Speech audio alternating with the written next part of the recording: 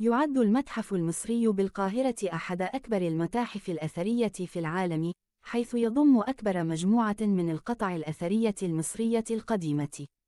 يقع المتحف في قلب القاهرة، ويعود تاريخ المبنى الكلاسيكي الجديد الكبير للمتحف إلى عام 1902، ويحتوي على أكثر من 100,000 قطعة أثرية من كل فترة من فترات الحضارة المصرية القديمة تقريباً.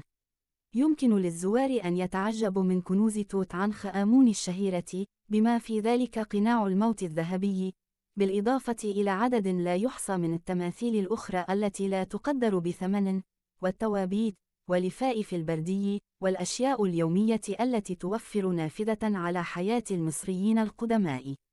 تمتد مجموعة المتحف على مدار أكثر من 5000 عام من التاريخ، بدءاً من عصور ما قبل التاريخ وحتى العصر اليوناني الروماني، ممن يجعله محطة أساسية لأي شخص مهتم بعجائب مصر القديمة.